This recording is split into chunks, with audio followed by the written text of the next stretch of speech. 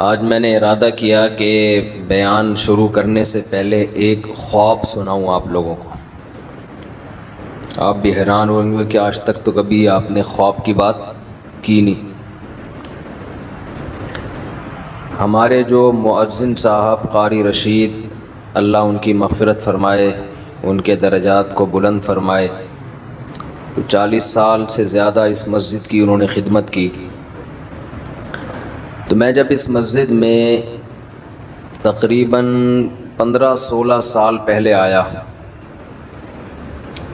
تو یہاں میں نے سوچا کہ میں یہاں بیانات کا سلسلہ شروع کروں، درس حدیث دوں، واعظ کروں۔ ہوتا ہے نا، انسان سوچتا ہے کہ بھئی انتظامیہ سے مشورہ بھی ہوا کہ ہفتے میں کتنے دن درس ہوگا، کب ہوگا، کیسے ہوگا۔ تو یہاں ہمارے قاری صاحب تھے، جو قاری رشید صاحب جن کا انتقال ہو گیا، یہ مؤذن تھے۔ انہوں نے مجھے کہا کہ آپ کے آنے کے بعد مجھے ایک خواب آیا ہے۔ جب آپ یہاں آئے ہیں تو مجھے ایک خواب آیا۔ میں نے کہا جی کیا خواب آیا؟ اول تو مجھے کوئی کہہ دینا مجھے خواب آیا ہے تو میں کہتا ہوں ابھی ٹائم نہیں ہے ہمارے پاس، ٹھیک ہے، پتہ نہیں کیا سنا رہا ہوگا بیٹھ کے، لیکن بس میرا بھی موڈ اچھا ہوگا تو میں نے کہہ دیا ہاں جی بتائیں۔ کہنے لگے میں نے خواب میں دیکھا کہ میں اور آپ، یعنی وہ اور میں، کہیں جنگل میں جا رہے ہیں، کہیں سفر پہ۔ آگے دیکھا بڑے بڑے جنگلی جانور کھڑے ہیں، اژدہے اور ڈائناسور جیسے، نہیں خطرناک، شیر، چیتے۔ انہوں نے ہمارا راستہ روکا ہوا ہے، ہمیں آگے جانے نہیں دے رہے۔ کہنے میں اور آپ کھڑے ہو گئے کہ اب کیا کریں، تو راستہ ہی بند ہے، اتنے بڑے بڑے اژدہے منہ پھاڑ کے کھڑے ہوئے۔ تو کہتے ہیں آپ کے ہاتھ میں قرآن تھا، تو کہیں غیب سے آواز آئی یا کہیں پتہ نہیں کوئی الہام ہوا، کیا ہوا کہ بھئی ان کو قرآن سناؤ، ان کو قرآن کا درس دو۔ تو کہنے لگے آپ نے قرآن اٹھا کے درس دینا شروع کیا اور وہ سارے جانور آہستہ آہستہ اپنی جگہ سے ہٹتے چلے گئے۔ تو میں نے ان سے کہا اس خواب کی تعبیر بہت واضح ہے۔ دین کی دعوت ایک حق کا راستہ ہے نا، اس میں جو رکاوٹ ڈالنے والے جتنے فتنے ہیں، فرقہ پرستوں کے فتنے ہو گئے، ملحدین کے فتنے ہو گئے، بہت سارے فتنوں کی قسمیں ہیں نا۔ جیسے جنگلی درندوں کی قسمیں بہت زیادہ ہیں جو آپ کو سیدھے راستے پہ چلنے نہیں دے، جو جنگل میں چلنے نہیں دیتے آپ کو، تو ایسے ہی فتنہ پرستوں کی قسمیں بھی بہت زیادہ ہیں۔ کچھ فرقواریت کی آگ میں جھلسائیں گے آپ کو، کچھ اسلام سے بدگمان کریں گے، کچھ اسلاف سے بدگمان کریں گے۔ تو اس خواب میں نے کہا اشارہ ہے کہ سب کا ایک ہی حل ہے کہ ان کو کس پہ لگا دو، قرآن پہ۔ تو اس سے آہستہ آہستہ یہ سارے خود بخود ختم ہونا شروع ہو جائیں گے۔ تو اس لیے میں نے درس قرآن کو کوشش کی ہے زیادہ فوکس کروں میں۔ پھر قرآن میں بھی آج کل مسئلہ یہ ہے کہ جو قرآن، جس کے دماغ میں کچھ ہوتا ہے نا، وہ اس کے حساب سے قرآن سناتا ہے۔ میں اپنی مثال دے دوں، اگر میں نے دماغ میں 4 شادیاں مسلط کی ہوئی ہیں تو میں ہر آیت سے 4 شادیاں کشیدتا رہوں گا، ٹھیک ہے نا۔ یہ ہوتا ہے بعض خطیبوں کے ساتھ، ہر چیز ادھر ہی اٹھا کے فٹ کریں گے۔ میں نہیں کرتا ایسا، لیکن ہو سکتا ہے، یہ نفسیات بن جاتی ہے انسان کی۔ بعض لوگ جو جہاد کے قائل ہیں، ہونا چاہیے انسان کو، وہ ہر آیت سے جہاد، جس کا جہاد سے کوئی تعلق بھی نہیں ہے اس سے بھی کیا نکالا جا رہا ہے، وہ پورے قرآن میں الحمد سے لے کے والناس تک ان کا قرآن گھومتا ہے جہاد کے گرد۔ یہ بھی غلو ہے بھائی، جتنا جو چیز ہے اس کو اتنا بیان کیا جائے، جس کو جتنا رکھا گیا ہے نا۔ کوئی اس کو پورا تبلیغ پر، کوئی پورا سیاست پر، کوئی خلافت پر۔ اب تو سیاسی جماعتیں ایک دوسرے پہ فتویٰ لگانے میں بھی قرآن کا سہارا۔ آپ کا آدمی جب وہ غلطی کرے اس پہ قرآن کی آیتیں فٹ نہیں کرتے، جیسے ہی مخالف پارٹی نے وہ غلطی کی قرآن پڑھ کے سنانا۔ فرقہ پرست بھی یہ کام کرتے ہیں۔ آپ کی مخالف رائے پہ کوئی عالم چلا گیا تو فوراً یہودیوں کے علماء والی جو آیتیں ہیں وہ اپنے مخالفین علماء پہ فٹ کرنا شروع کر دیں کہ یہود و نصارہ کے مولوی یہی کرتے تھے، آج یہ مولوی بھی. تو ہر آدمی کوشش کرتا ہے اپنی جو ایک جس کو کہتے ہیں نا فرسٹریشن، جو ایک ٹھڑک ہوتی ہے، وہ ٹھڑک کس طریقے سے پوری کر رہا ہوتا ہے. لیبل کس کا لگ رہا ہوتا ہے؟ قرآن کا. تو میں نے یہ ارادہ کیا تھا. اچھا، ڈاکٹر اسرار احمد رحمہ اللہ تعالیٰ کی ایک اچھی بات یہ لگی کہ ان کے درس میں یہ عنصر کم نظر آیا. میں یہ نہیں دعویٰ کرتا کہ بالکل بھی نہیں تھا، ان کے بھی اپنے کچھ نظریات تھے جو وہ درس میں لاتے رہتے تھے، لیکن اتنی بات ہے کہ انہوں نے قرآن کے وہ مضامین جو قرآن نے بہت اہتمام سے بیان کیے، ان مضامین کو انہوں نے بہت زیادہ ہائی لائٹ کیا ہے. تو بہرحال میں نے اور بھی علماء ہیں، لیکن ہمارے علماء کا مسئلہ یہ ہے کہ وہ میڈیا پہ نہیں ہیں. ان کے درس اپنی مسجدوں کے اندر محدود ہیں. حضرت مولانا سرفراز خان صفدر صاحب رحمہ اللہ تعالی گجرانوالہ کے بہت بڑے عالم، نہیں علامے تھے. وہ اتنے بڑے عالم کہ آپ ان کی کتابیں پڑھو آدمی حیران ہو جاتا ہے کہ کیسا علم اللہ نے اور تحقیق کیسی دی تھی ان کو. جب میں نے ان کی کتابیں پڑھی نا تو میں نے کہا بھائی یہ ایک صفحہ لکھنے میں کم سے کم 1.5 سے 2 مہینہ لگا ہوگا، جو ریسرچ ان کی ایک پیج پر ہوتی ہے. جبکہ مکتبہ شاملہ بھی نہیں تھا، گوگل بھی نہیں تھی. ان کے بارے میں تھا کہ جب وہ تحقیق کرتے نا ان کو پتہ چلتا کہ یہ حوالہ مجھے ملے گا ترکی کے فلاں کتب خانے میں فلاں کتاب میں ہے، یہ یہاں سے کسی کو بھیجا، چل بھائی ترکی جا، فلاں کتاب نکال تلاش کر، اس کے فلاں صفحے میں دیکھ کے مجھے بتا کہ ہے یا نہیں ہے. سمجھتے ہو؟ تو ایسے ان کی تحقیقی کتابیں ہیں، لیکن ہماری عوام ان کو جانتی بھی نہیں ہے. کیوں؟ بھائی وہ میڈیا کا استعمال ہی نہیں تھا، لوگوں کو پتہ ہی نہیں ہے. اور آج کل جتنے لوگ فائدہ اٹھا کے نا اپنی تحقیق لا رہے ہوتے ہیں، اصل میں ان لوگوں کی تحقیقات ہوتی ہیں، نسبت کس کی طرف کر دیتے ہیں؟ میری تحقیق. حالانکہ اپنی نہیں ہوتی کسی کی ہے، چوری کر کے اپنے کھاتے میں ڈال دی. محنتیں ان لوگوں نے کی ہیں جو دنیا کے سامنے ہے ہی نہیں. تو میں نے یہ ان کا میں ایک عرض کر رہا تھا، ان کا بھی بڑا زبردست درس ہوا کرتا تھا.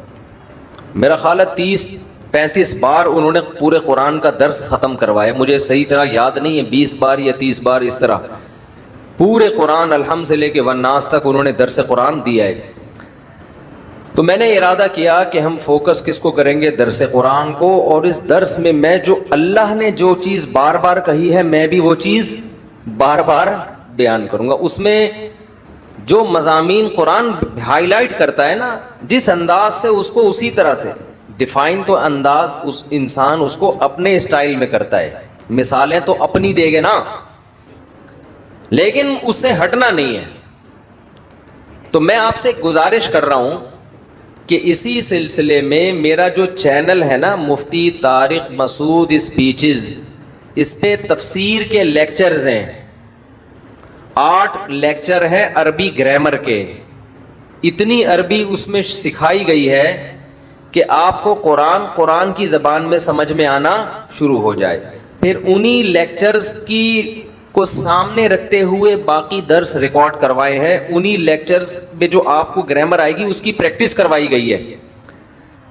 تو تفسیر لیکچر نمبر 1، تفسیر لیکچر نمبر 2، تفسیر لیکچر نمبر 3، ابھی پتہ نہیں کتنے لیکچر ہو چکے ہیں. میرا خیال ہے 200 کتنے ہو گئے، تو بہت ہو گئے.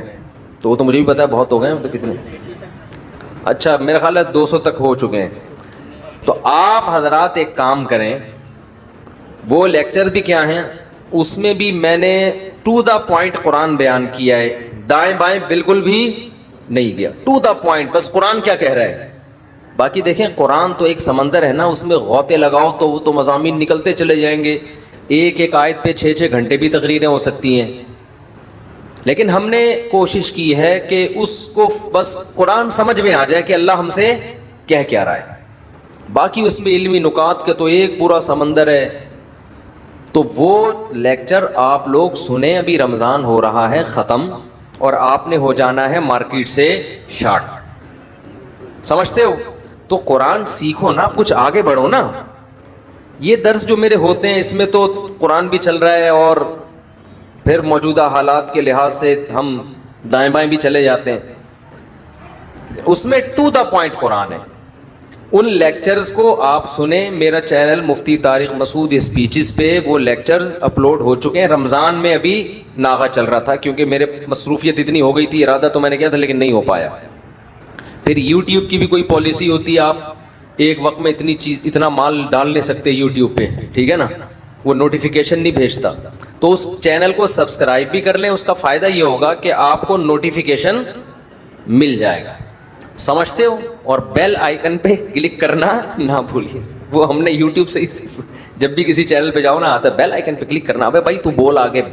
کوئی چیز ویڈیو ہم دیکھ رہے ہوتے ہیں نا، پہلے وہ اپنی قومی ترانے سنانا شروع کر دیتا ہے تو آدمی غصہ آتا ہے، بات کر ہمارا ہیڈک ہے بیل آئیکن پہ کلک کریے. آٹو پہ آیا ہوا ہوں میں وہاں سن کے نا.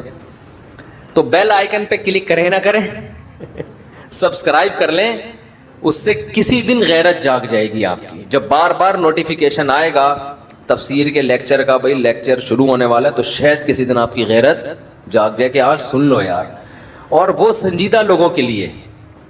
دیکھو اڑا اڑی والے دنیا میں بہت ہیں، جذباتی لوگ دنیا میں بہت ہیں. آپ کو ایسے لوگ ملیں گے ہو ہاں روئے دھوئے نماز میں ایسے تہجد میں لگے ہوئے ہیں، اگلے دن مارکیٹ سے شارٹ. نبی صلی اللہ علیہ وسلم کو وہ عمل محبوب تھا جو نبی فرماتا، حضرت عائشہ فرماتی تھی تھوڑا ہو لیکن پابندی کے ساتھ. تو وہ ہفتے میں صرف 3 دن اپلوڈ ہوتا ہے، پیر، منگل اور بدھ کو. اس درس کی خاصیت یہ ہے کہ بالکل سہل انداز میں عوامی اسٹائل میں ہے، وہ گاڑھا اور پیچیدہ نہیں ہے.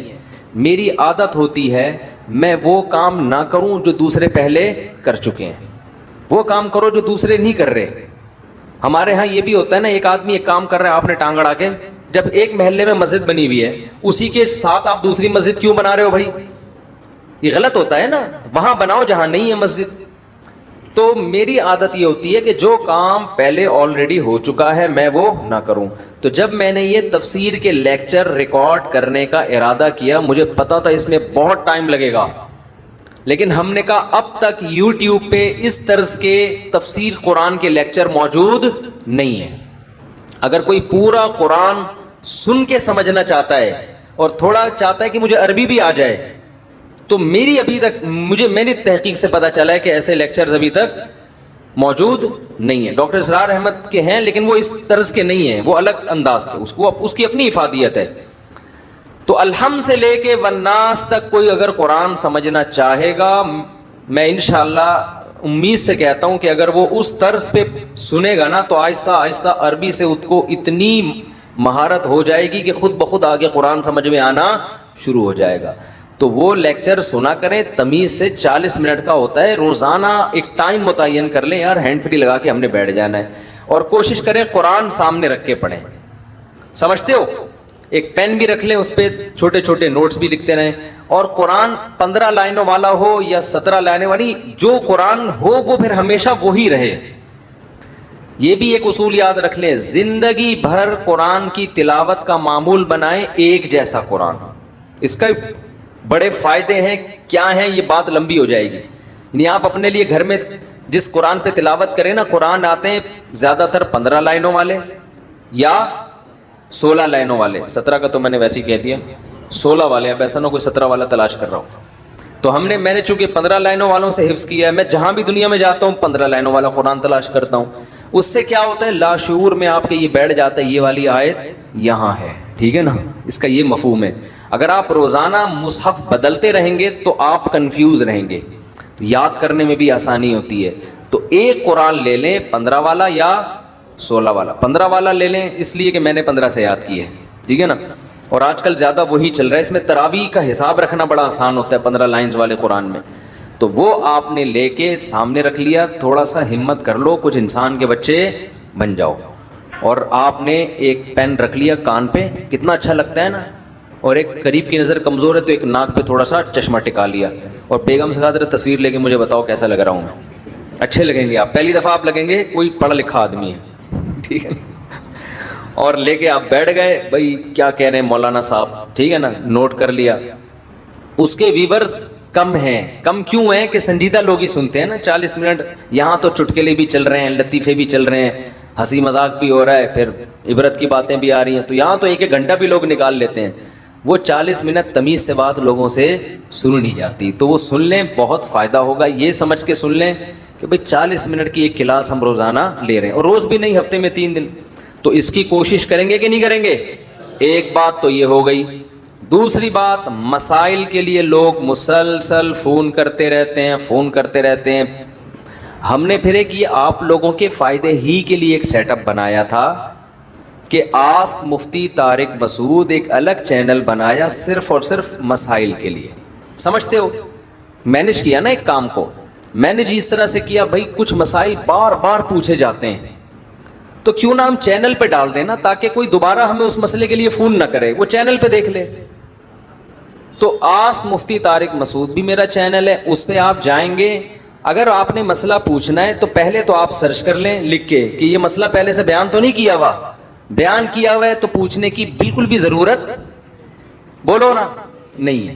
بیان نہیں کیا ہوا یا کچھ کنفیوژن ہو رہی ہے تو اسی میں مسئلہ پوچھنے کا طریقہ بھی بیان کیا ہوا ہے اسی چینل پہ. آپ جائیں اور اس کے مطابق آپ مسئلہ جو نمبر دیا ہے اس پہ سینڈ کر دیں. آپ کا نمبر انشاءاللہ آ جائے گا، وہ میں ویڈیو ریکارڈ کروا کے بھیج دوں گا. اور اگر کوئی ایسے پرسنل نوعیت کا مسئلہ ہے جو آپ کے لیے چینل پہ پوچھنا ممکن ہی نہیں ہے، آپ کی ساس آپ کو تنگ کر رہی ہے، آپ نام لے کے نہیں بتا سکتے، پکڑے جائیں گے آپ. یہ چھپ کے دوسری شادی کرنے کا آپ کا ارادہ ہے، پکڑے جانے کا شدید خطرہ ہے، تو پکڑے جائیں. میں تھوڑی بچاؤں گا آپ کو ان چیزوں سے.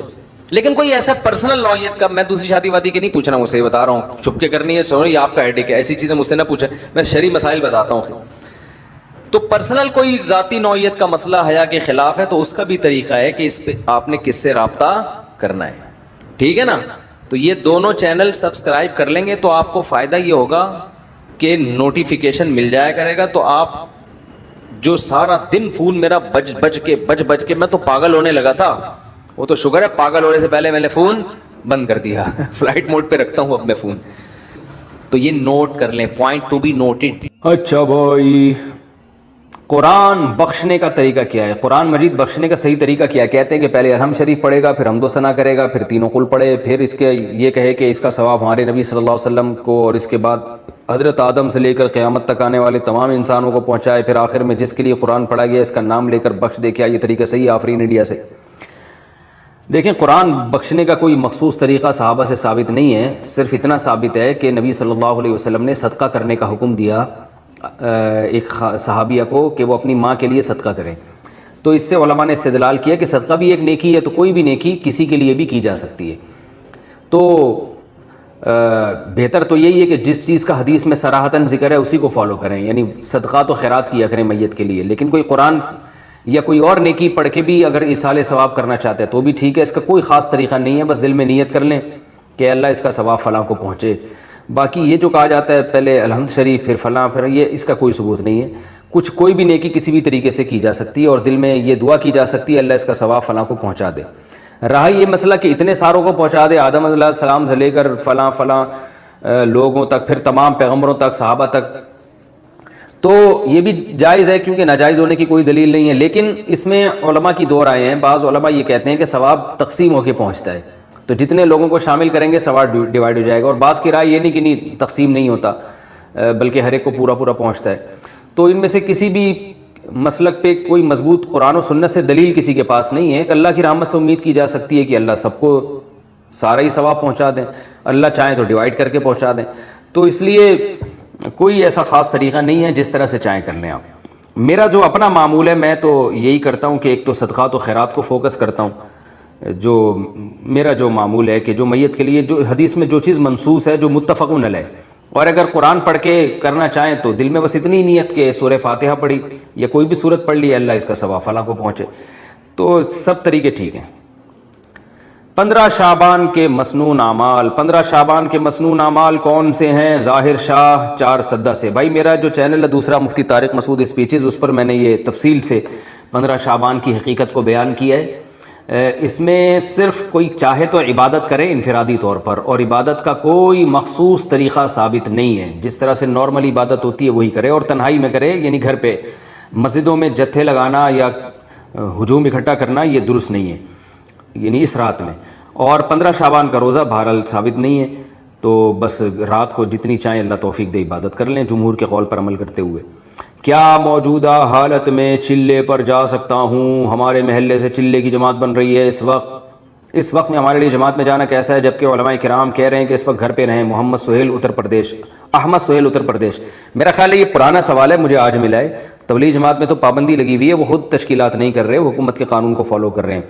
تو جماعت کے جو اکابر بزرگ ہیں وہ بھی منع کر رہے ہیں جماعتوں میں جانے سے، یعنی انہوں نے بھی فی الحال جو ہے وہ اپنے کام کو روک لیا ہے، اور حکومت کے قانون کا بھی تقاضا یہی ہے کہ فی الحال آپ نہ جائیں، گھر میں بیٹھیں۔ کیا کفن سفید رنگ کا ضروری ہے؟ کیا کفن کا رنگ سفید کے علاوہ کسی اور رنگ کا بھی ہو سکتا ہے؟ شہزاد پشاور سے۔ بھائی کفن کسی بھی رنگ کا ہو سکتا ہے، سفید ضروری نہیں ہے۔ حدیث میں ترغیب ہے کہ سب سے بہتر رنگ جو ہے وہ سفید ہے، تو کفینوا فیہا موتاکم، مردوں کو اس میں کفن دیا کرو۔ لیکن صحابہ کرام سفید رنگ کا اہتمام نہیں کرتے تھے، جو کپڑا میسر آتا وہ کفن کے طور پہ پہنا دیا جاتا تھا۔ 10 سال کے روزوں کا کفارہ کیسے ادا کروں؟ عبداللہ شاکر دبئی سے۔ میری عمر ابھی 25 سال ہے، میں نے بالغ ہونے کے بعد سے ابھی تک رمضان کے روزوں کا اہتمام نہیں کیا۔ کبھی تو میں رات سے ہی روزے کی نیت نہیں کرتا تھا، اور کبھی رات میں نیت کر لیتا تھا اور دن میں توڑ دیتا تھا۔ اب میں نے سنا ہے کہ روزہ توڑنے پر 60 دن لگاتار روزے رکھنے پڑیں گے۔ میرے لیے یہ تقریباً ناممکن سی بات ہے، کیونکہ پہلی بات یہ کہ مجھے حساب نہیں کہ کتنے روزے توڑیں۔ دوسری بات یہ کہ اتنے سالوں کے روزے رکھنے میں کئی سال گزر جائیں گے، اور ایک بھی بیچ میں ٹوٹ گیا تو دوبارہ سے شروع کرنا پڑے گا۔ اس بارے میں میری رہنمائی فرمائیں کہ میں کیا کر سکتا ہوں کہ اس گناہ سے بھی بچ جاؤں اور کفارہ بھی ادا ہو جائے۔ بھائی عبداللہ شاکر صاحب، بس اب توبہ کریں۔ پہلے تو 2 رکعت پڑھ کے اللہ سے گڑ گڑا کہ آپ نے رمضان کا روزہ چھوڑا بھی اور توڑا بھی، بہت بڑا گناہ ہے چھوڑنا بھی اور توڑنا بھی۔ اللہ سے گڑ گڑا کے توبہ کریں، اللہ غفور رحیم ہے، معاف کرنے والا ہے، اور آئندہ کے لیے پختہ عزم کریں، اب زندگی میں کبھی نہ تو رمضان کا روزہ چھوڑیں گے اور نہ توڑیں گے۔ اس توبہ کا فائدہ یہ ہوگا کہ پچھلے سارے گناہ اللہ آپ کے معاف کر دے گا انشاءاللہ۔ باقی رہا مسئلہ قضا اور کفارے کا، تو جو روزے چھوڑے ہیں اندازہ لگا لیں کتنے چھوڑے ہیں۔ وہ تمام روزوں کا ایک لمسم اندازہ ہی لگایا جا سکتا ہے۔ آپ کی عمر 25 سال ہے تو ظاہر ہے بہت زیادہ تو 14 سال میں بالغ ہو گئے ہوں گے، تو 11 سال یہ بنتے ہیں، تو 11 کو 30 سے ضرب دیں، ٹھیک ہے نا، 33۔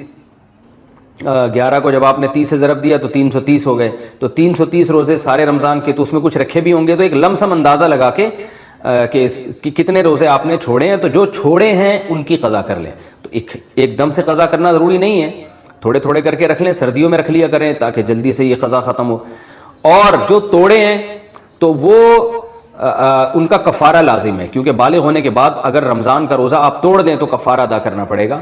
لیکن توڑنے میں 2 طرح سے اگر توڑا جائے تو پھر کفارہ ادا ہوتا ہے۔ اگر آپ میرڈ ہیں، وائف سے آپ نے بیوی سے روزے کے دوران ہم بستری کر لی، جمع کر لیا، تو بھی روزہ ٹوٹ گیا اور اس کا بھی کفارہ ہے۔ یا آپ نے جان بوجھ کر کھانا کھا لیا تو بھی روزہ ٹوٹ جائے گا اور اس کا بھی کفارہ ہے۔ اس کے علاوہ کسی اور طریقے سے اگر روزہ توڑا ہے، مسئلہ تھوڑا حیا کے خلاف ہے، بعض دفعہ وہ لوگ اپنی ہاتھ سے اپنی خواہش پوری کرتے ہیں نوجوان، تو اس سے روزے کے دوران اگر کسی نے یہ عمل کیا ہے تو روزہ ٹوٹ تو جاتا ہے، مگر اس سے کفارہ لازم نہیں ہوتا۔ گناہ ہے، بہت بڑا جرم ہے، لیکن کفارہ لازم نہیں ہوتا۔ کفارہ صرف 2 صورتوں میں لازم ہوتا ہے کہ آپ کھانے سے روزہ توڑ دیں یا جماع سے روزہ توڑ دیں، تو ان دونوں صورتوں میں کفارہ بھی لازم ہے، قضا بھی لازم ہے۔ اب اگر جماع سے روزہ توڑا ہے، یعنی بیوی سے ہم بستری کر کے اگر روزہ توڑا ہے، تو ایک رمضان میں جتنے روزے توڑے ہیں تو ان تمام کی طرف سے ایک ہی کفارہ ادا کرنا پڑے گا۔ اگلے رمضان میں دوبارہ اگر توڑے ہیں تو اس اگلے رمضان کا ایک کفارہ کافی ہے، یعنی ہر روزے کے 60 روزے نہیں رکھنے پڑیں گے، بلکہ ایک رمضان میں جتنی دفعہ بھی روزے توڑے ہیں تو 60 روزے ان پورے رمضان کی طرف سے کفارہ ہو جائے گا۔ اور اگلے رمضان میں اگر روزہ توڑا ہے تو بھی 60 روزے اگلے رمضان کی طرف سے۔ تو جتنے رمضانوں میں روزے توڑے ہیں اتنے کفارے آپ پر لازم ہوں گے، بشرطے کہ بیوی سے جمع کر کے روزہ توڑا ہو۔ لیکن اگر روزہ کھانے سے توڑا ہے تو اس میں علماء کے دو قول ہیں. ایک قول تو یہی ہے کہ ایک رمضان میں جتنے روزے توڑے ہیں ایک کفارہ سب کی طرف سے کافی ہے. الگ الگ رمضان میں اگر توڑیں گے تو الگ الگ کفارے ادا کرنے پڑیں گے. لیکن ایک دوسرا قول بھی ہے اور اس پر فتویٰ بھی دیا گیا ہے کہ کھانے سے اگر آپ نے روزہ توڑا ہے تو جتنے بھی رمضانوں میں جتنے بھی روزے توڑے ہیں آپ نے, اب جب آپ توبہ کر رہے ہیں تو ایک کفارہ ادا کر لیں, وہ پچھلے تمام رمضانوں کے تمام روزوں کی طرف سے کافی ہو جائے گا. تو میرا خیال ہے 25 سال میں آج کل شادیاں ہوتی نہیں ہیں تو آپ نے شاید کھانے پینے سے ہی روزہ توڑا ہوگا. تو اب خلاصہ یہ نکلا کہ ایک تو توبہ کرے کہ اللہ جو میں نے روزے توڑے اور چھوڑے میں توبہ کرتا ہوں, آئندہ نہ توڑوں گا نہ چھوڑوں گا. اور پھر آپ نے کیا کرنا ہے کہ 60 روزے رکھ لیں. یہ 60 روزے پچھلے تمام جتنے بھی آپ نے روزے توڑے ہیں کھا پی کر, وہ تمام روزوں کی طرف سے یہ 60 روزے آپ کے کفارے کے ہو جائیں گے. مزید کفارہ ادا نہیں کرنا پڑے گا. تو 60 روزے آپ رکھ لیں. اللہ آپ کی مدد فرمائے اور آپ کو توبہ پر قائم رہنے کی توفیق عطا فرمائے. اور جو ہے آئندہ دنیا بھٹک رہی ہے رب کی تلاش میں. دنیا اسی سوال کا جواب تلاش کر رہی ہے کہ کسی نے ہمیں پیدا کیا بھی ہے کہ نہیں کیا. اسی بحث میں وقت کو برباد کر رہے ہیں.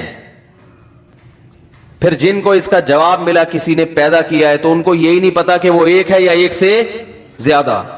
کوئی پتھر کی بنی ہوئی مورتیوں کو, بھائی اس کو مزہ آ رہا ہے تبھی تو پتھر کے سامنے جھک رہا ہے. وہ اس سے پتا چلتا ہے کہ اللہ کی تلاش اور اللہ کے سامنے جھکنا یہ انسان کی نیچر ہے. اس میں انسان کو لذت محسوس ہوتی ہے. تبھی تو لوگوں کو صحیح خدا نہیں ملتا تو پتھروں سے بنے ہوئے خداؤں کو خود سے بنا کر ان کے سامنے جھکنا شروع کر دے. دنیا میں ہر دور میں کسی نہ کسی عنوان سے پیدا کرنے والے کی عبادت ہوتی رہی ہے. کسی نے پیغمبروں کو معبود بنا لیا, کسی نے پتھروں کو بنا لیا, کسی نے بندروں کو بنا لیا, کسی نے سورج کو بنا لیا. تو یہ سارے بھٹک رہے ہیں کہ ہمیں کوئی ایسا رب چاہیے جس کے سامنے ہم جھکیں, جس کی ہم عبادت کریں. یہ انسان کی نیچر ہے. اگر یہ نیچر نہ ہوتی تو دنیا میں اگر صدیوں سے آپ دیکھیں نا انسان, تو عبادت نہ کرنے والے زیادہ ہوتے, کرنے والے کم. جبکہ دنیا میں ہمیشہ سے عبادت کرنے والے زیادہ ہیں, چاہے وہ بتوں کی کرتے ہوں, چاہے وہ مزاروں پہ سجدے کرتے ہوں, لیکن عبادت کرنے والے ہیں. یہ فطرت ہے انسان کی. تو محمد صلی اللہ علیہ وسلم نے اس انسانیت پہ یہ احسان کیا کہ انہیں صحیح خدا کا پتہ بتا دیا, صحیح رب کا ایڈریس بتا دیا. یہ ہے, اور دلائل سے ثابت بھی کر دیا. تو بھائی جس کو صحیح رب مل جائے اس کو تو پھر یہ ٹینشن تو اس کی ختم ہو گئی کہ رب ہے یا نہیں ہے, کون سا صحیح ہے کون سا غلط ہے. اس کو تو راستہ مل گیا نا. اب اسے تو اس کو منانے میں مزہ آئے گا یا ٹینشن ہوگی؟ مزہ آئے گا بھائی. اس کو کہتے ہم تو تلاش میں تھے.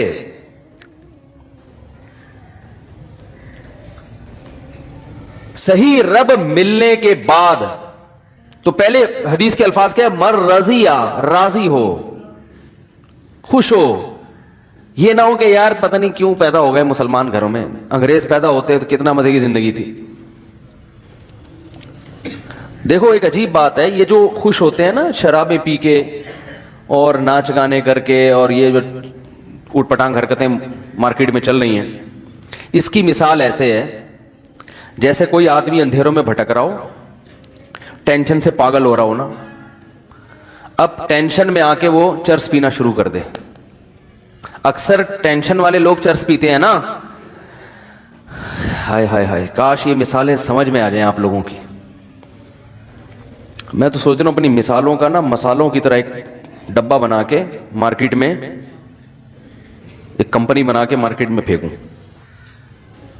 کیونکہ ان مثالوں میں مسالوں سے زیادہ لذت ہے. مجھے مثال دینے میں اتنا مزہ آتا ہے, پتہ نہیں آپ لوگ کو سننے میں آ رہا ہے کہ نہیں آ رہا. دیکھو ایک مثال سے بعض دفعہ بات ایسی واضح ہو جاتی ہے کہ اس کا خصم کے پاس جواب نہیں ہوتا,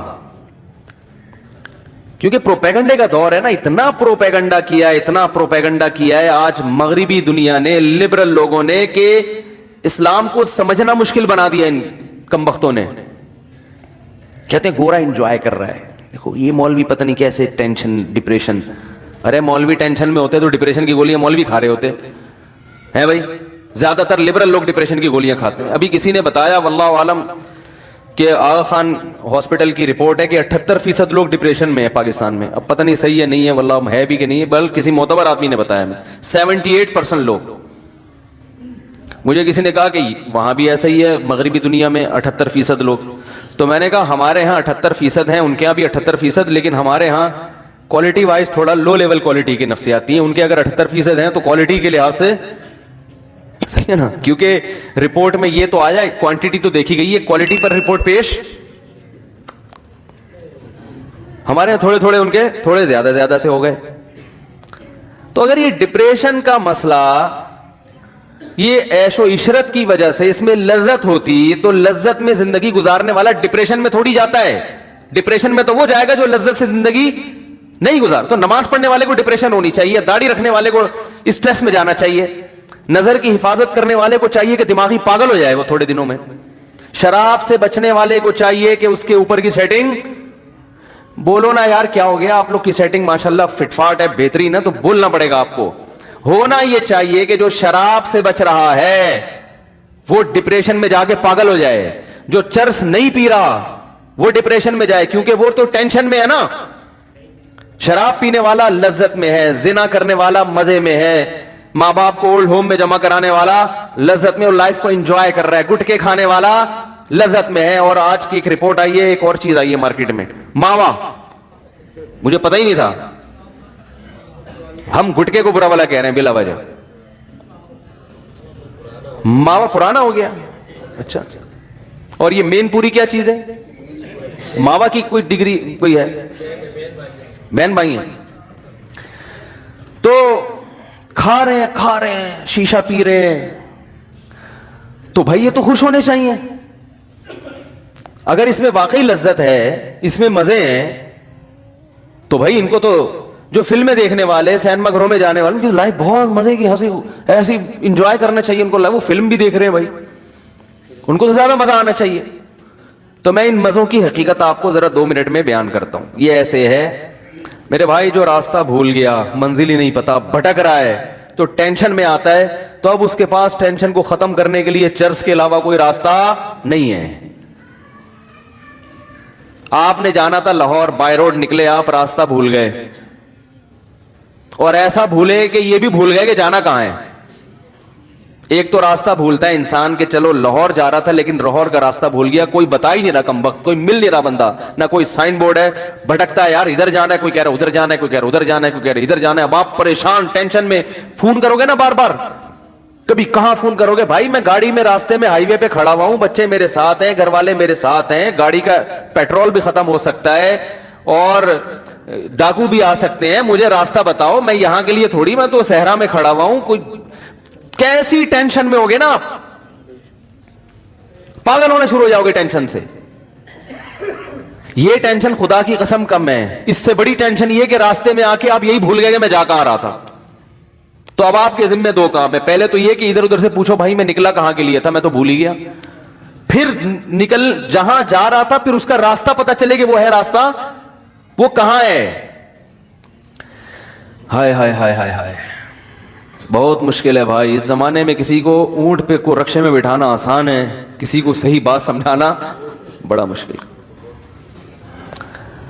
تو 2 چیزیں ایسی ہیں, اب تو آپ ڈبل ٹینشن میں نا, اب آپ روڈ پہ گھوم رہے ہو, تو ایسے موقع پہ انسان کیا کرتا ہے, یار تھوڑا چائے پیتے ہیں بیٹھ کے, تھوڑا ٹینشن کیا ہوگی ہے بھائی, کم ہوگی.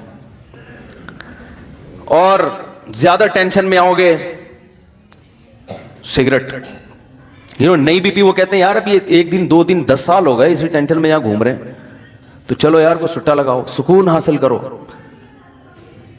ہر وہ چیز جو اس کی لذت کا سامان بنے گی, وقتی طور پر ان تمام لذتوں کو حاصل کرنے کی کوشش کرے گا ٹینشن ختم کرنے کے لیے. تو ختم کرنے کی ضرورت اسی کو ہوتی ہے جس کو ٹینشن ہونا. تو ان چیزوں میں اگر لذت ہوتی تو بھائی ان چیزوں سے ٹینشن بڑھتی نہیں بلکہ ختم ہوتی, اور یہ ان کو ضرورت نہ ہوتی جو پہلے سے ٹینشن میں ہیں. تو اس لیے اللہ نے بتایا کہ جس کو اللہ کا پتہ چل گیا اور اس پہ خوش بھی ہے, وہ راضی ہے, مطمئن ہے کہ بس وہی میرا رب ہے اور اسلام میرا دین ہے. اور اسلام جو بتایا ہم نے کس نے؟ محمد صلی اللہ علیہ وسلم نے. تو محمد صلی اللہ علیہ وسلم جو اسلام بتائیں گے اس کو مانوں گا, اور جو بدعتی لوگ اپنے طریقے سے اسلام بتا رہے ہیں اس کو میں قبول نہیں کرتا, کیونکہ اسلام کو ڈیفائن کرنے والے بھی درجنوں لوگ ہیں نا. تو محمد صلی اللہ علیہ وسلم کا لایا ہوا اسلام تو فالو کروں گا, باقی کسی کا نہیں. اس چیز پہ جب اطمینان ہو گیا, اس کا مطلب اسے منزل بھی پتا چل گئی اور اسے راستہ بھی پتا چل گیا, ہر چیز اسے پتا چل گئی, تو اس میں اب اس کو مزہ آنا. اب یہ گاڑی بھگائے گا 5ویں گیئر میں, سمجھ رہے؟ اب یہ دائیں بائیں کوئی پیپسی لے کے کھڑا ہوا ہے, کوئی چائے لے کے, ہٹا یار پہنچنا ہے, ہوتا ہے نا. ہاں جب تھک جائیں گے چلتے چلتے, راستے میں کہیں اسٹے ہوا تو گریوی میں دودھ پتی بھی چلے گی, پان بھی چلے گا, گٹکا بھی چلے گا, لیکن یہ اصل مقصد نہیں ہے. اسٹے تو کرتے ہیں نا 4-5 گھنٹے کے بعد جا کے, تھوڑا اسٹے ہو گیا, چلو بھائی تھوڑا سا واش روم میں ہو کے آ جاؤ, ٹھیک ہے. تو وہ اسٹے تو اسلام نے بھی دیا ہے نا. پانچوں سارا دن نمازیں پڑھنے کا تھوڑی کا ہے, فجر پڑھو اب چلو گھر جاؤ, شاباش. یہ تھوڑی کہ وہیں بیٹھے رہو ظہر تک. حج زندگی میں ایک دفعہ کیا بس ختم ہے, کافی, ایک دفعہ بہت ہے. کرنا ہے تو غریبی ہے, نہیں تو بس زندگی میں ایک دفعہ کافی ہے. زکات ایک دفعہ ہے, قربانی فطرہ ایک دفعہ. اب یہ تھی کہ ہر روزانہ بڑی بڑی رقمیں صدقہ نکال کے خود روڈ پہ آ گئے, تو اللہ تعالیٰ نے خود انٹرٹینمنٹ کا درمیان میں بریکیں رکھی ہوئی ہیں. فجر پڑھنے آتے ہو, امام صاحب کہتے ہیں بریک کے بعد دوبارہ ظہر میں ملیں گے انشاءاللہ. کتنی لمبی بریک ہے دیکھو. حالانکہ بریک کم ہوتی ہے, پروگرام زیادہ ہوتا ہے نا, لیکن یہاں پروگرام تھوڑا ہے, بریکیں. کیا خیال ہے بھائی, اتنی لمبی بریک کے بعد اللہ کہتے ہیں دوبارہ ملیں گے. تو وہ 5 ٹائم نماز پڑھنا مشکل ہو رہا ہے, نماز 5 ٹائم پڑھنا, وہ بریکیں جو ہے نا اتنی لمبی لمبی بریکیں, وہ بریکوں کو اصل بنا لیا اس نے. یہ ایسے ہی ہے جیسے ٹی وی میں کوئی پروگرام آ رہا ہو, کوئی ڈرامہ آ رہا ہو, اس میں ڈرامہ تھوڑا رہ گیا اور بریکیں زیادہ. ہر 2 منٹ کے بعد کہتے ہیں بریک کے بعد ملتے ہیں, تو انسان کہے گا بھائی اس ڈرامے کا نام بریک رکھو, بریک. یہ ڈرامہ نہیں ہے, اصل ڈرامہ ہے, اصل تو بریکیں ہیں, ایڈورٹائزمنٹ ہے, اس میں تھوڑے تھوڑے ڈرامہ ڈالا ہوا ہے. جیسے دودھ میں آج کل پانی میں تھوڑا سا دودھ ڈال کے بیچ دیا جاتا ہے نا, پانی میں تھوڑا سا کیا دودھ کا تڑکا لگا دیتے ہیں آج کل کہ بھائی چلو سفید ہو گیا تو پیو, کیلشیم سے بھرپور, ٹھیک, وائٹامن سے. تو اب کیا ہوگا کہ جب آپ کو پتا چل گیا کہ بھائی جانا کہاں ہے اور راستہ کون سا ہے, تو آپ چونکہ وہاں خوشی خوشی جا رہے ہیں, کوئی پھانسی کے پھندے پہ لٹکنے کے لیے تھوڑی جا رہے ہیں, تو پھر آپ کی اسپیڈ کیا ہو جائے گی, تیز. پھر آپ ممکن ہے چائے بھی پی لو راستے میں, تھوڑا کہیں اتر کے تھوڑا سا گھوم پھر بھی لیے, لیکن وہ آپ کا مقصد نہیں ہوگا. اصل جو فکر ہوگی آپ کی منزل, اور اس میں آپ کو جیسے جیسے دیکھو کبھی آ رہے ہوتے ہیں نا, کراچی سے لاہور آ رہے ہوتے ہیں یا ٹرین میں, یا لاہور سے کراچی یا پشاور کہیں بھی جا رہے ہوتے ہیں, تو کیسا جب ساہیوال آتا ہے تو خوشی ہوتی ہے بھائی اب پہنچنے والے, یہی ہوتا ہے نا, اب پہنچنے والے. وہ الگ بات ہے کہ نہیں پہنچتے پھر بھی, ٹھیک ہے نا. اب تو ٹرینوں کا نظام بہت اچھا ہو گیا. پرانے زمانے کی ٹرینوں پہ ایک ڈرامہ آتا تھا 50-50, ڈراموں کی باتیں کرنی نہیں چاہیے لیکن وہ بڑا سیدھا سادہ سا ڈرامہ ہوتا تھا, بچپن میں ہم دیکھا کرتے تھے. اس میں دکھایا, پہلے کی ٹرینوں کا تو پتا ہے نا آپ کو کیا ہوتا تھا, اب تک 2-4 سال پہلے تک بھی یہی حال تھا. تو اس میں دکھایا کہ لاہور میں بچے نیکریں پہن کے چڑھے ہیں, کراچی جا رہے ہیں اسکول کی چھٹیاں گزارنے کے لیے نا, نیکریں پہن کے. لاہور میں کوئی ٹرین ہوگی, کوئی علامہ اقبال ایکسپریس یا کوئی, وہ تو میرے خیال چلتی ہے لاہور سے کراچی. بہرحال میں ایک دفعہ تیز گام میں بیٹھ گیا تھا, اللہ کی پناہ, اور فیملی میرے ساتھ تھی. کراچی سے پنڈی جا رہے تھے ہم, اتنی ٹینشن ہو گئی, پورا سورج غروب ہوتے ہوئے دیکھا, طلوع ہوتے ہوئے دیکھا, دوبارہ غروب ہوتے ہوئے دیکھا ہم نے ٹرین میں. دل چاہ رہا تھا کھڑکیوں سے چھلانگے نکال کے باہر نکل جائیں, بھائی پہنچا دو, اللہ کا واسطہ پہنچا دو یار. تھک جاتا ہے آدمی وہ سیٹیں دیکھ دیکھ کے نا. تو لاہور سے چڑھے چٹیاں پہن کے بچے, انٹرویو لینے والے نے ان سے انٹرویو لیا کہ آپ کہاں جا رہے ہو, بچے اچھل رہے ہیں ہم کراچی جا رہے ہیں چھٹیاں منانے. ٹرینیں لیٹ ہوتی تھیں, بہت گھنٹوں کھڑی رہتی تھیں, دن بھی گزر جاتے تھے. بتایا کہ جب وہ کراچی پہنچے ہیں اچھا بچوں نے پینٹیں پہنی ہوئی تھی, سوری پینٹیں, کراچی پہنچے ہیں تو پینٹیں چڈیاں بن چکی تھیں, بچے بڑے ہو گئے تھے.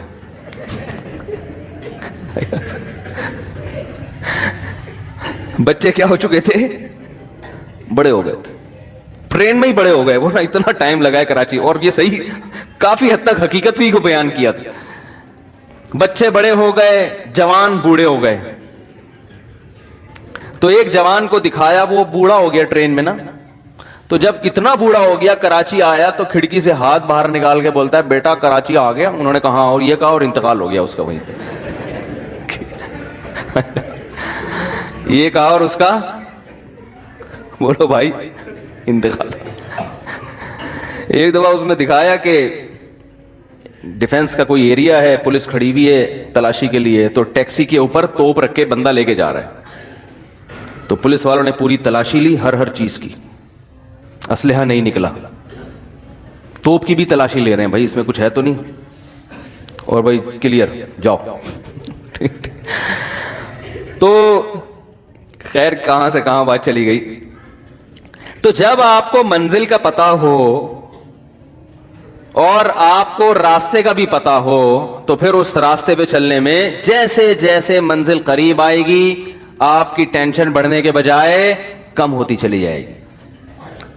تو آپ صلی اللہ علیہ وسلم نے فرمایا ذاق طعم الایمان من رضی باللہ ربا, رب پہ راضی ہو جاؤ. اے اللہ, راضی ہونے کے دو مطلب, ایک تو خوش ہو, دوسرا یہ کہ اپنے آپ کو حوالے کر دے کہ اب میں آپ پہ راضی ہوں, مجھے کسی اور کی ضرورت نہیں ہے. بس نہ معاشرے سے پوچھوں گا کیا کرنا ہے بھائی, نہ باپ سے پوچھوں گا, نہ ماں سے پوچھوں گا, نہ باس سے پوچھوں گا. لائف سٹائل میرا وہ ہوگا جو اللہ بتائے گا. جہاں اللہ نے کہا والدین کی مانو وہاں مانوں گا, جہاں اللہ نے کہا نہیں مانو وہاں والدین بھی دوسرے نمبر پہ. جہاں اللہ نے کہا باس کی مانو وہاں مانوں گا, جہاں اللہ نے منع کر دیا باس پھر میرا باس نہیں, پہلے اللہ. جس خواہش کو پورا کرنے کی اجازت اللہ نے دے دی اس خواہش کو پورا کروں گا, جس کی اجازت اللہ نے نہیں دی نہیں ہو سکتا. زندگی سے ہم تو کنفیوز ہوتے ہیں نا, اس سے ٹینشن ہوتی ہے کہ یہ کر کے دیکھ لو, یہ گناہ بھی کر کے دیکھ لو, بعد میں توبہ کر لیں گے, ٹرائی کرنے میں کیا جا رہا ہے. زندگی پھر نہ ادھر کے نہ ادھر. گناہوں میں ایک وقتی لذت ہے, وہ بھی پوری طرح حاصل نہیں ہوگی کیونکہ ڈر لگا رہے گا. اور حقیقت میں تو گناہ میں ٹینشن ہے نا, وہ وقتی لذت کے بعد تو ٹینشن ہے, کیونکہ منزل آپ کو پتہ بھی یہ راستہ ہے کہ ادھر جا ہی نہیں رہے آپ. تو وہ تو جیسے جیسے وقت ختم ہوگا عمر بڑھتی چلی جائے گی, آپ کی ٹینشن میں اضافہ ہوتا چلا جائے گا. ہمارے ایک دوست نے واقعہ سنایا, کینیڈا سے امریکہ جا رہے تھے, راستہ بھول گئے, تو کینیڈا میں -40 تک آپ کو پتا ہے کہ ٹیمپریچر جاتا ہے, اور وہاں -40 -30 جب یہ ٹیمپریچر ہو گاڑیوں میں ہیٹر چلتا ہے. اگر وہ ہیٹر بند ہو جائے اور پولیس نہ پہنچے تو آپ کی موت ہے یقینی, کہ اتنے ٹیمپریچر میں کہاں انسان زندہ نہیں رہ سکتا. تو بتا رہے ہیں ہم کینیڈا سے امریکہ جا رہے ہیں, راستہ بھٹک گیا, گوگل میپ نے کام کرنا چھوڑ دیا, چاروں طرف برف کے پہاڑ, اور اب گاڑی جو ہے نا کتنی دیر تک اس کا پیٹرول کام دے گا بھائی, وہ تو پیٹرول بھی ختم ہوگا, اور بالآخر ایک وقت ہیٹر آ کے بند ہو جائے گا. نہ کوئی فون مل رہا ہے کسی کو, کچھ سگنل نہیں آ رہے, میپ کام نہیں کر رہا کہ راستہ کدھر ہے. تو ایسی کنڈیشن میں انسان کی کیا حالت ہوگی آپ سوچو. اب جیسے جیسے ٹائم, اب وہ وہاں بیٹھ کے پان گٹکا بھی کھا رہا ہے, شراب بھی پی رہا ہے, انٹرنیٹ پر بیہودہ فلمیں دیکھ دیکھ کے ٹائم پاس کر رہا ہے. تو یاد رکھو یہ وقتی ٹائم تو پاس ہوگا, لیکن جیسے جیسے ٹائم گزرتا جائے گا اس کی ٹینشن کم ہوگی یا بڑھے گی؟ بولو بھائی, بڑھے گی. اس کو پتا ہے یہ پیٹرول بھی ختم ہو رہا ہے, مجھے اگر منزل کا پتہ نہیں چلا تو یہی برف میرا قبرستان ہے, بڑی اذیت سے موت واقع ہوگی. لیکن انہوں نے چونکہ ہمیں یہ واقعہ سنانا تھا تو اللہ کا فضل ہوا کہ کسی طرح کال لگ گئی ان کی پولیس کو, یا کیا ہوا, وہ پولیس پہنچی, اور اللہ کا شکر وہاں پولیس بھی پہنچ بھی جاتی ہے. یہ بھی ایک بڑی فضیلت ہے وہاں پر. تو وہ پولیس پہنچ گئی, ہمارے یہاں بھی پہنچ جاتی ہے الحمدللہ. تو بھائی تعلقات تو سب سے رکھنے ہیں نا. تو वैसे तो इमरजेंसी में पुलिस पहुंचेगी डाकू वाकू पकड़ने के लिए, लेकिन बहुत से जगहों पे पुलिस नहीं पहुंचती यहाँ पे, ये बड़ा अलमिया है। ऐसे कई वाकयात हुए हैं जब घर में डाकू आए हुए हैं, बंदा बुला रहा है पुलिस को, वो कह रहे हैं इतनी तमीज से आए हैं वो कि डाकू लूट लाट के जा चुके थे। फिर आगे पूछ रहे हैं क्या हुआ, कौन था, कहाँ से आया, ऊपर से अलग से 5,000 रुपये लेके चले गए। ये क्या इंसानियत है यार कि हम आए हैं तुम्हारी खातिर।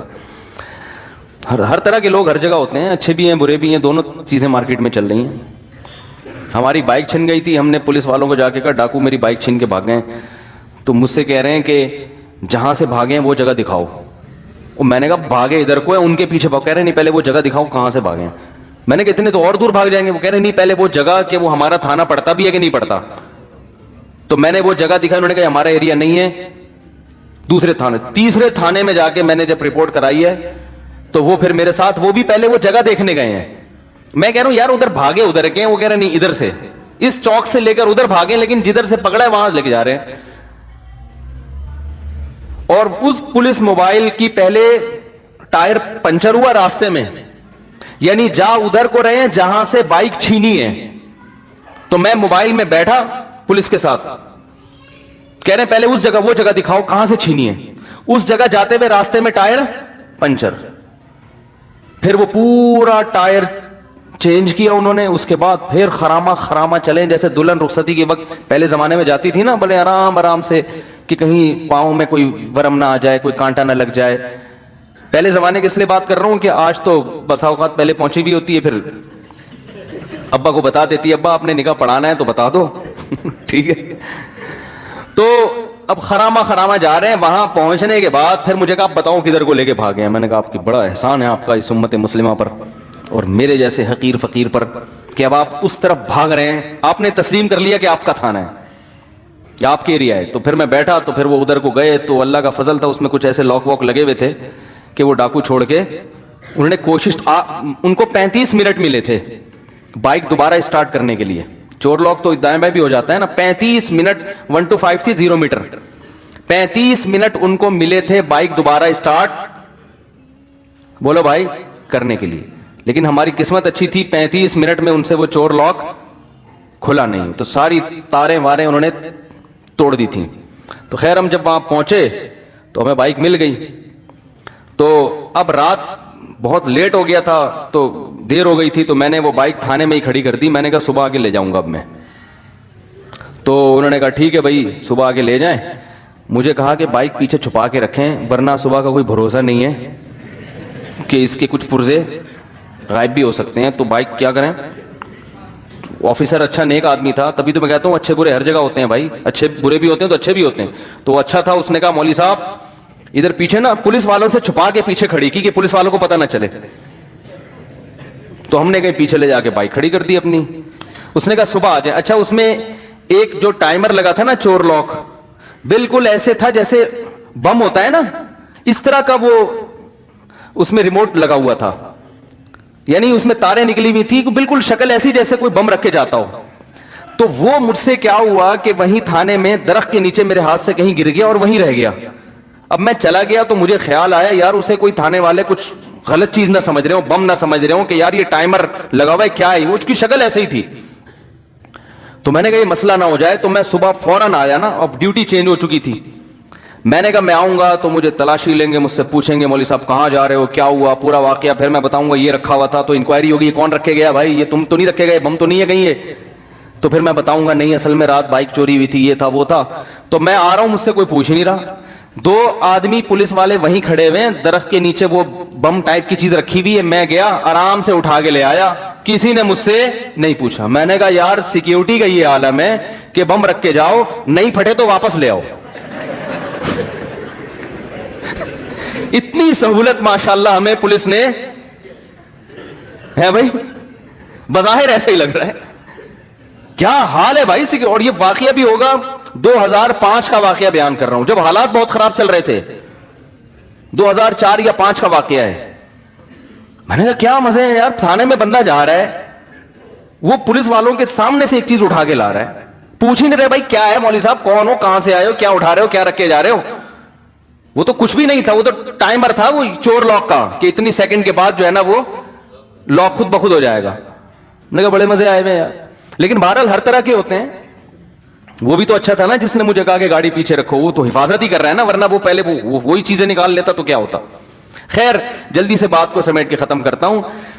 تو بھائی اللہ کو پہ راضی ہو جائیں اللہ ہونے کے لحاظ سے کہ ہمیں رب چاہیے تھا جو ہمیں الحمدللہ مل گیا, لیکن اس سے بات مکمل ہوتی نہیں ہے.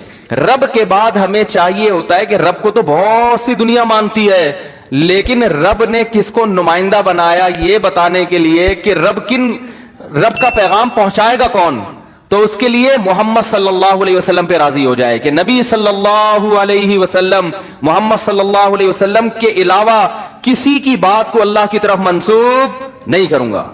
پتھر پہ لکیر بن جائے گا نبی کا فرمایا ہوا. جب کہہ دیا غلط ہے تو غلط, جب سود کو حرام کر دیا تو حرام ہے, جب نبی نے کہہ دیا داڑھی بڑھاؤ مونچھیں گھٹاؤ تو داڑھی بڑھانا ہے. اب اس میں مختلف قسم کے جدید پروفیسروں کی باتوں میں آ کے کہ ایکچولی یوں تھا تو ایکچولی یوں تھا تو اصل میں تو اس زمانے میں, اور بھائی نبی کا حکم ہے.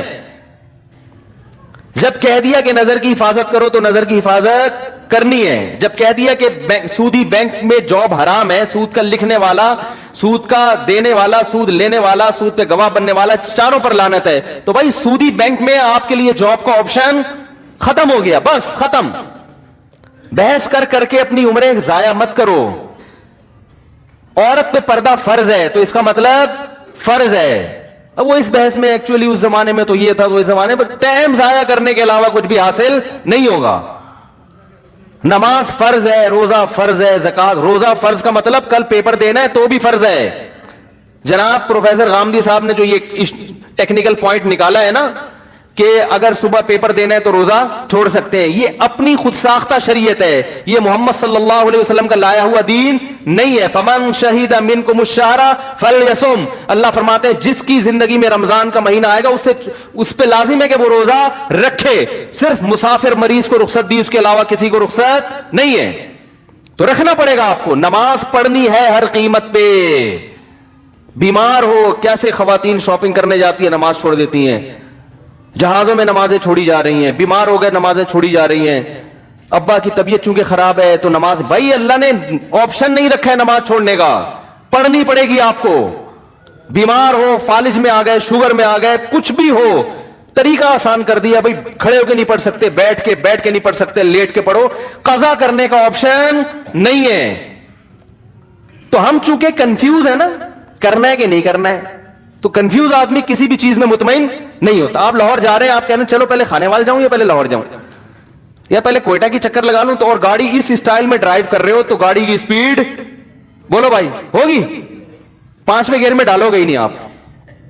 آپ یہی سوچتے رہو گے یار پشاور مناسب رہے گا یا لاہور مناسب رہے گا, یا تو دونوں ایک ہی راستے پہ آ رہے ہو نا, پھر تو ٹھیک ہے. دونوں کا راستہ اگر الگ الگ ہے تو آپ کو کسی بھی سفر میں مزہ نہیں آئے گا.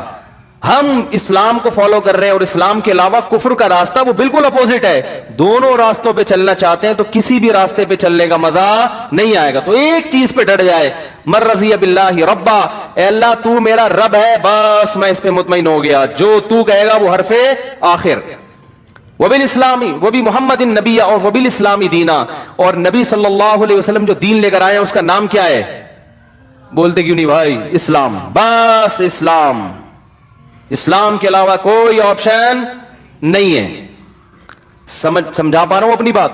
پھر مزہ آئے گا اسلام کا انشاءاللہ. پھر ایسا ٹیسٹ ہے نا اسلام میں, ایسی لذت ہے کہ انسان دنیا چھوڑ دے اسلام چھوڑنے کے لیے تیار نہیں ہوگا. ایسی لذت اللہ نے رکھی ہے اسلام میں, اور لوگوں نے قربانیاں دی ہیں. رسول اللہ صلی اللہ علیہ وسلم نے فرمایا کان ممن کان قبلکم یؤخذ الرجل فیحفر له فی الارض فیؤتى بالمنشار فیوضع على مفرق راسه ثم یجعل شقین ولا یصده ذلك عن دینی. فرمایا پچھلی امتوں میں ایک شخص کو جو اسلام پہ چلتا تھا لایا جاتا تھا, اس کے لیے گڑھا کھود کے اس کو اس میں آدھا دفن کیا جاتا, پھر ایک آڑا لا کے اس کے سر کے بیچ میں رکھ کے اس کے 2 ٹکڑے کر دیے جاتے, مگر وہ اسلام چھوڑنے کے لیے تیار نہیں ہوتا. کیونکہ نیچر ہے نا, انسان کی فطرت ہے یہ.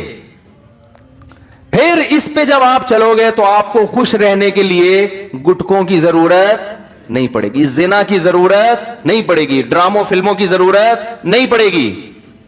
آپ کہہ سکتے ہو ہم تو نماز پڑھتے ہیں مزہ نہیں آ رہا. بھائی پہلے عادت تو ٹیسٹ گین کرنا پڑتا ہے نا.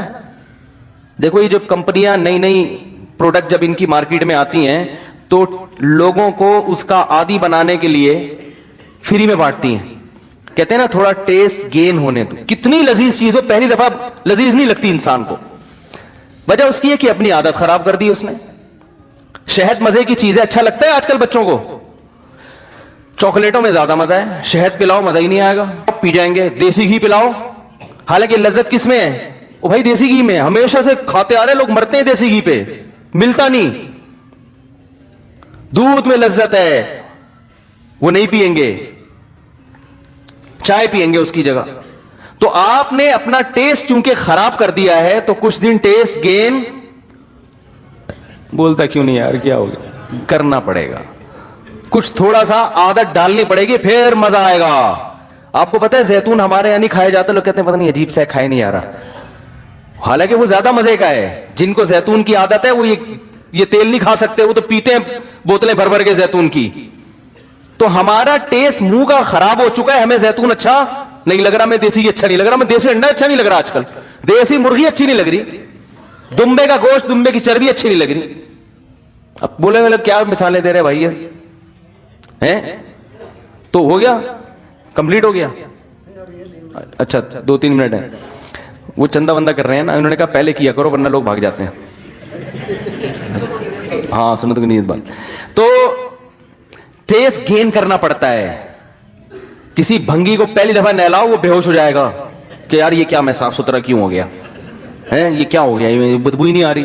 اور بھائی کچھ دن نہا دھو کے سفید کپڑے خوشبو لگا کے اس کو گن پوائنٹ پہ اس کو سروس کروانی پڑے گی تھوڑے دنوں تک. اس کے بعد اس کو اس میں اتنا مزہ آئے گا, وہ کہے گا یار اس گوبر میں تو بدبو تھی, مزہ تھوڑی تھا. تو کچھ طبی تبلیغ والے چلہ لگواتے ہیں جماعت میں کہ 40 دن انسان کسی چیز کو پراپر کرتا ہے تو اس کی عادت پڑ جاتی ہے. اس لیے کہتے ہیں بھائی تبلیغ میں نکل کے چلہ تو لگاؤ نا. اب بہت سے لوگ کہتے ہیں وہ چلہ لگایا وہ بھی انسان کا بچہ نہیں ہے. تو بھائی وہ 40 سال اس نے گند میں گزار دیے تو چلے کا وہ اثر ہوا نہیں اس کے اوپر. اس کا یہ مطلب نہیں کہ چلے کی اہمیت کم ہے, اس نے تو کچھ نہ کچھ سیٹنگ کی ہے, لیکن وہ بھی ایک حد تک کر سکتے ہیں نا. تو اس کے لیے پھر کہتے ہیں بھائی 4 مہینے لگا لو, 3 چلے لگاؤ, تمہارا ایک چلے سے سیٹنگ پہ آنے والے نہیں ہو. پھر اس میں اس پر بھی مدار ہوتا ہے کہ چلہ کن لوگوں کے ساتھ لگا رہے ہیں. اگر جن کے ساتھ لگا رہے ہیں وہ سارے ایک ہی جیسے ہیں تو وہ چلہ وہ 4 مہینے بھی لگا لو گے تو وہ فائدہ نہیں ہوگا. صحبت کن لوگوں کی ہے؟ ایسے لوگوں کے ساتھ جو نیک ہیں, عبادت گزار ہیں, راتوں کو اللہ سے اٹھ کے مانگنے والے ہیں, اپنے وقت کو ضائع نہیں کرتے. ان کے ساتھ سہروزہ لگاؤ گے تو وہ عام آدمی کے ساتھ چلے کے برابر. تبھی تو صحبت کی بڑی اہمیت اسلام میں ہے. صحابہ صحابی کیوں بنے؟ نبی کی صحبت اٹھائی ہے. علم تو بہت سے تابعین کے پاس صحابہ سے زیادہ تھا. بعض تابعین اتنے بڑے عالم گزرے کہ صحابہ بھی ان کی مجلس میں بیٹھا کرتے تھے, لیکن درجہ کس کا زیادہ ہے؟ کیونکہ بھائی صحبت نبی کی اٹھائی ہے. تابعین کا درجہ زیادہ ہے یا آج کسی عالم کا؟ بہت سے تابعین عالم نہیں تھے, مقام بڑا ہوں کیونکہ انہوں نے کس کی صحبت اٹھائی؟ صحابہ کی. تو اہل اللہ میں کس کی صحبت میں آپ تبلیغ میں وقت نہیں لگا سکتے, کسی خانقاہ میں کسی اللہ والے کے پاس جا کے بیٹھ جاؤ, کچھ ٹائم ان کے ساتھ گزارو گے تو پھر آہستہ آہستہ انشاءاللہ ٹیسٹ گین ہونا شروع ہو جائے گا. سمجھ میں آیا؟ تو یہ ہے اسلام کی لذت اور اسلام کا ذائقہ. پھر اسلام سے پیچھے ہٹنا آسان نہیں ہوگا انشاءاللہ. اور اگر کبھی غلطی ہو جائے تو توبہ کا دروازہ کھلا ہے, بعض دفعہ غلطی بھی ہو جاتی ہے انسان سے. اللہ تعالی ہم سب کو عمل کی توفیق عطا فرمائے.